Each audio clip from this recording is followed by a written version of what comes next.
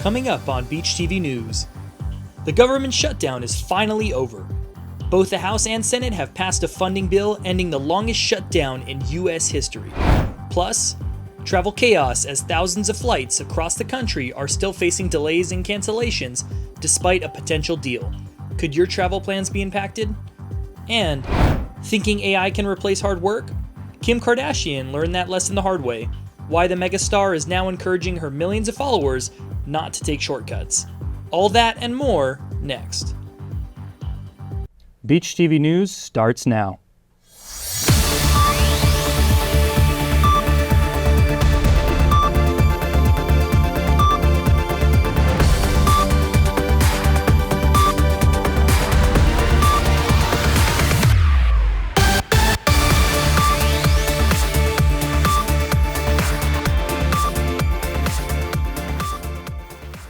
Welcome to this edition of Beach TV News. I'm James Grech. And I'm Ethan Cohen.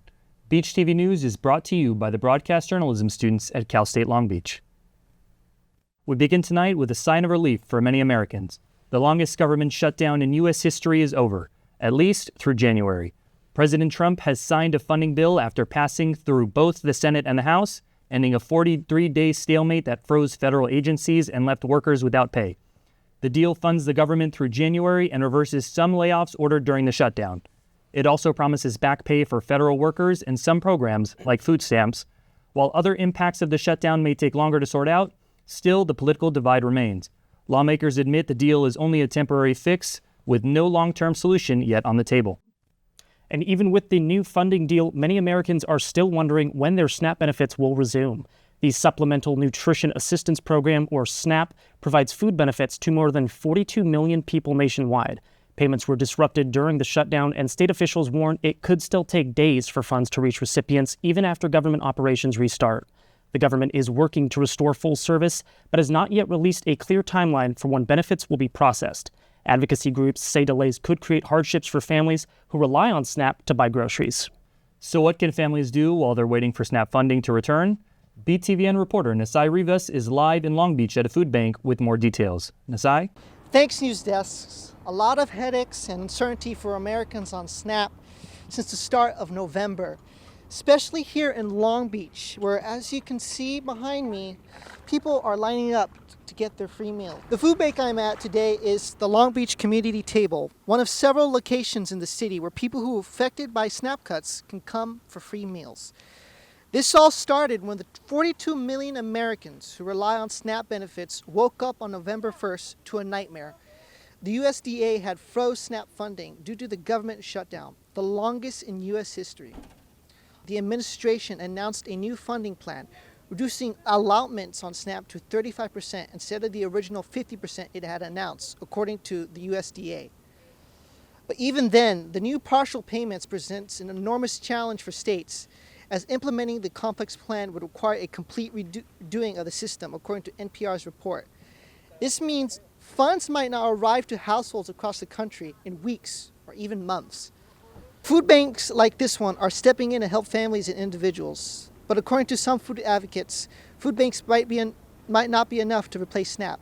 With some people here at the food bank suggesting people should start using community gardens as well. This is Nasai Rivas reporting from Long Beach. Back to you, News Desk. And it's not just food insecurity. Air travel remains in turmoil, with thousands of flights across the U.S. still canceled or delayed. And this week, the FAA warned the problem could get worse before it gets better. The government shutdown created a critical shortage of air traffic controllers. Many of these essential staffers haven't been reporting for work as they've been forced to go over a month without a paycheck. In response, the FAA is forcing airlines to cut flights at 40 of the nation's busiest airports. According to FlightAware, over 40,000 U.S. flights were delayed this week and nearly 10,000 were canceled.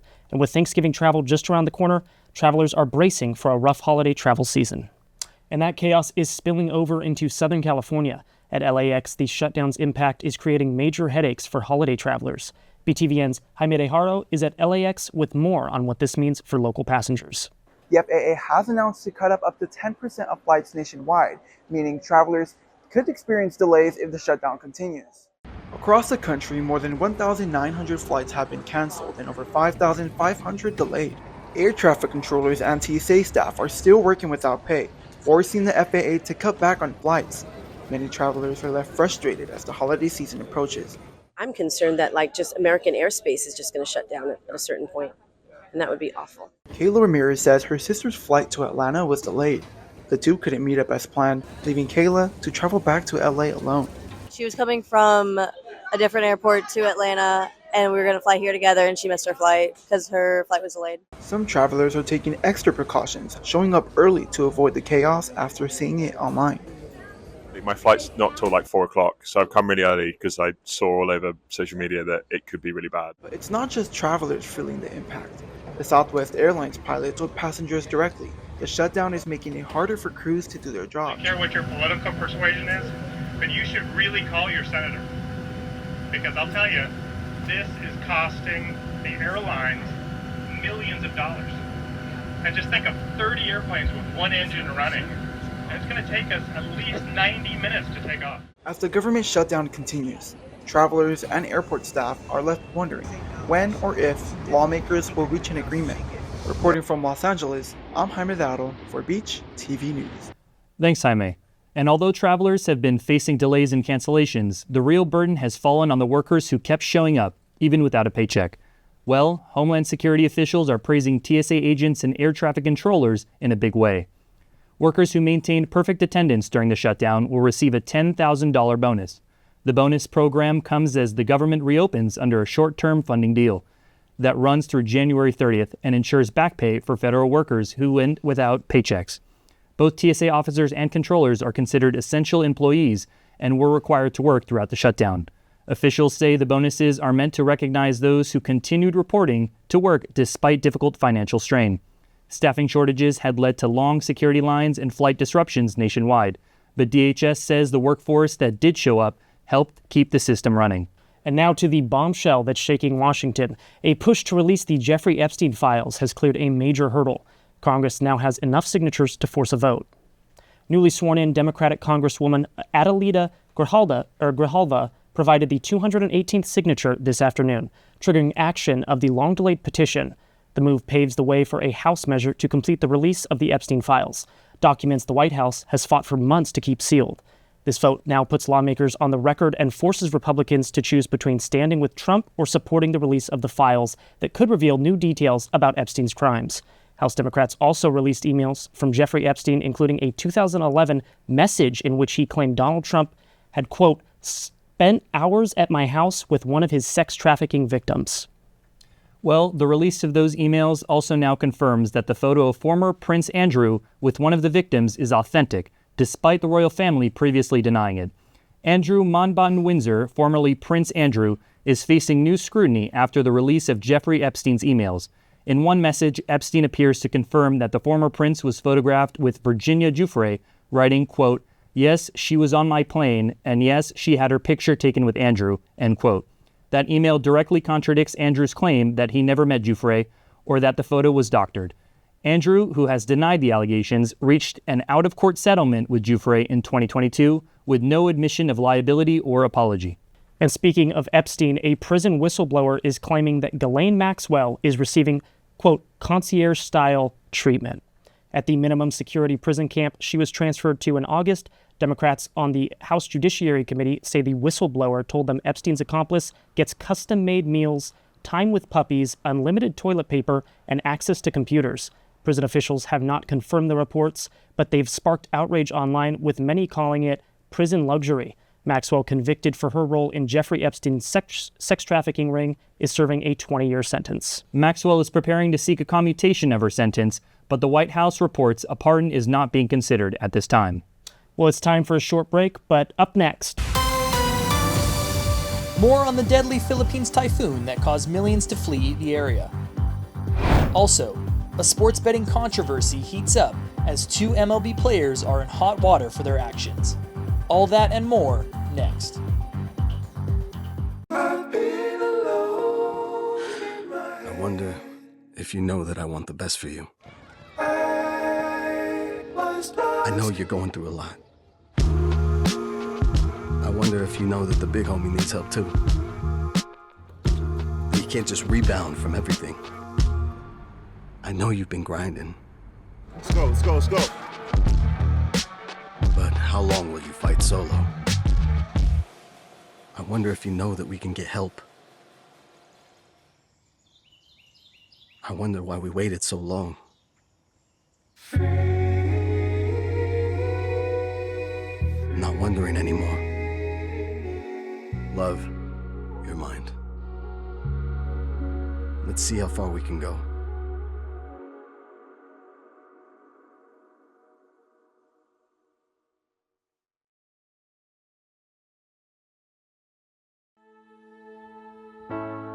We come from a long line of farmers, and there's a sense of pride with being part of these multi-generational businesses. But there's also a significant amount of pressure. My senior year of high school, my dad made the decision that this world no longer needed him in it. I don't know if he was overwhelmed by the bills and checks that weren't going to be coming in because of the strawberries dying off, but it breaks my heart that my dad made a permanent decision for a temporary issue. Don't feel like you have to go through it alone. Farmers have to take care of their physical and their mental health, because what's a farm without a farmer? In the mornings, that's my time. Watching the sun come up, I can have a cup of coffee and exercise if I want to. It helps me start the day with a sense of gratitude. Yay! Every day is a new opportunity. Don't forget to check in on yourself. Love, your mind.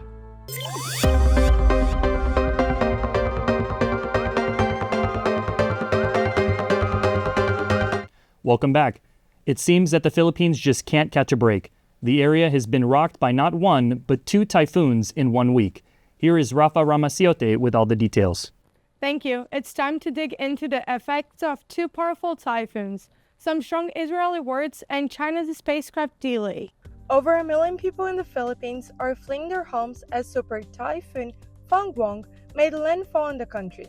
The second powerful storm in just a week following Typhoon Kaomegi, which killed more than 220 people and left over 130 missing across the central provinces. Torrential rain, landslides, and flooding destroyed homes and roads, forcing mass evacuations and cutting power to entire communities. Officials warn the back-to-back storms could push the nation's disaster response to its limits. Next, Ron Braslovsky, a former Israeli captive, has come forward with disturbing allegations of sexual assault while being held in Gaza for 2 years. He says he was stripped, tied up, and abused by members of Palestinian Islamic Jihad. Braslovsky is the first male survivor to publicly share such claims. Palestinian Islamic Jihad has denied all allegations. In other news, 3 Chinese astronauts have safely returned to Earth after their journey home was delayed for over a week. The original return capsule was damaged, likely after being hit by space debris. Instead of using that spacecraft, the crew left Changzhou 20 in orbit and traveled back aboard the newly arrived Changzhou 21, which had brought a replacement team to the Tiangong space station. The astronauts landed in a remote area of the Gobi Desert on Friday, wrapping up their 6-month mission. The crew looked happy to be back on solid ground, and hopefully all those affected in the Philippines will find a safe place to stay while the hard-hit areas rebuild. Back to you guys at the news desk. Thank you, Rafa. Well, there's tragic news coming out of the NFL as the league mourns the loss of a promising young player. 24-year-old Dallas Cowboys defensive end Marshawn Kneeland was found dead in his car. Authorities are investigating his death as an apparent suicide, saying Kneeland was found with a self-inflicted gunshot wound. His body was discovered in his crashed car following a police chase for violating a traffic law. The tragedy comes just days after Kneeland scored his first career touchdown against the Cardinals. Teams around the league held a moment of silence in his honor. The Cowboys, who were on a bye week, called him a, quote, beloved teammate, end quote, and they plan to honor him by wearing a helmet decal for the rest of the season.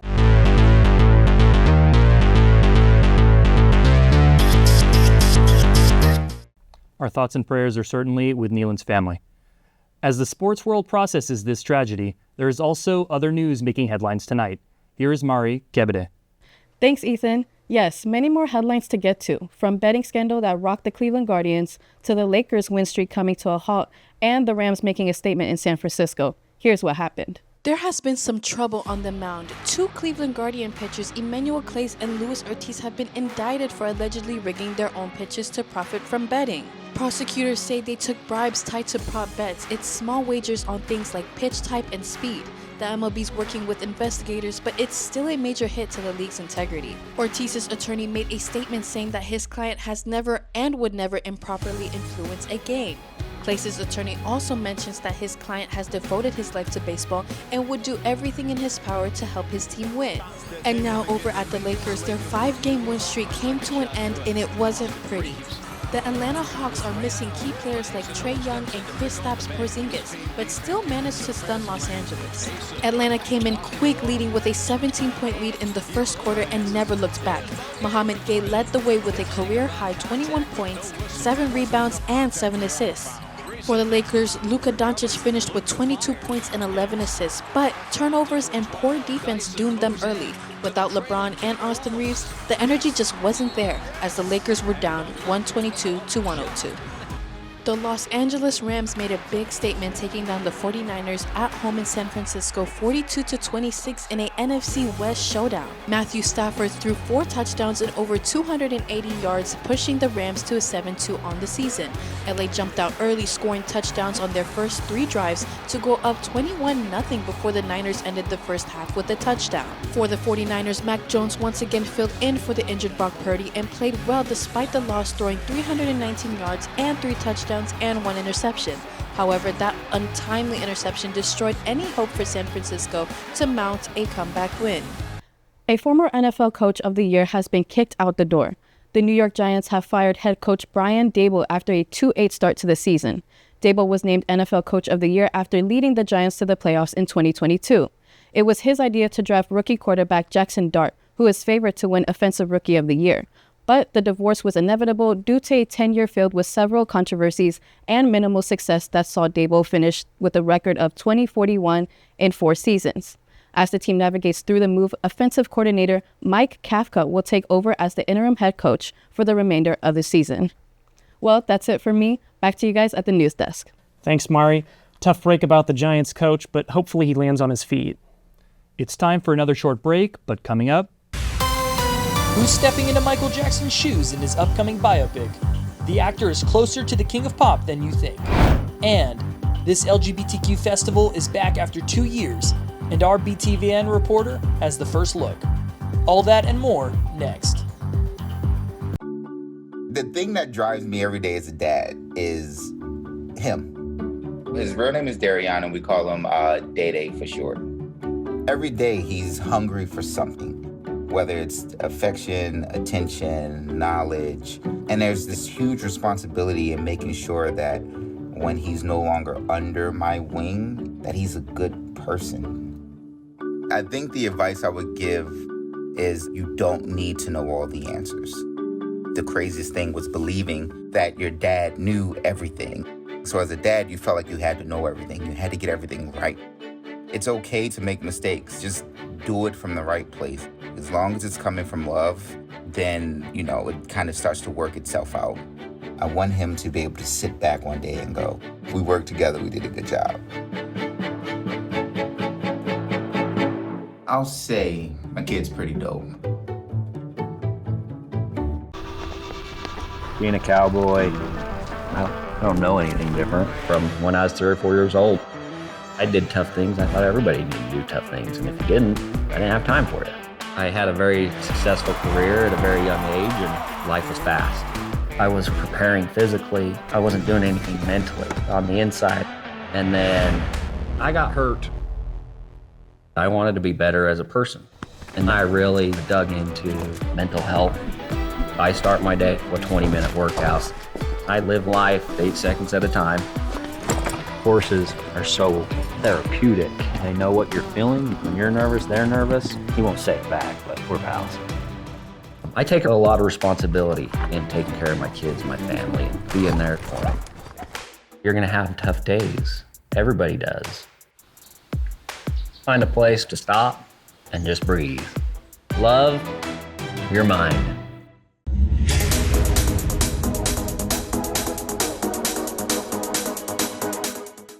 Welcome back. I'm Alexis McClanahan with your Entertainment Buzz. With new movies coming out, award shows coming up, and celebrities falling short, we have a lot to discuss. The official trailer for the Michael Jackson biopic has fans everywhere buzzing with excitement. The trailer, which was released on November 6th by Lionsgate, gives us a look into the life and climb to fame of the popular American singer Michael Jackson.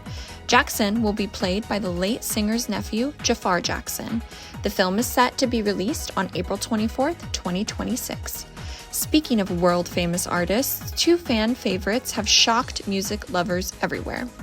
On November 7th, the 68th Annual Grammy Awards announced the nominations. Taylor Swift and Beyoncé, shockingly, are not nominated this year. Neither popular music artist released new music during the eligibility period. Fans all around the world are shocked due to the fact that this is the first time since 2003 that both Beyoncé and Swift have not been nominated. Although both beloved artists have recently released new music, they unfortunately fell outside of the eligibility window. Speaking of falling short, popular social media influencer, reality TV star, and businesswoman Kim Kardashian has shared some news on her social media this past week. Kim Kardashian has revealed she did not pass the bar exam. After failing the baby bar 3 times and finally passing the 4th time around, she was able to take the bar.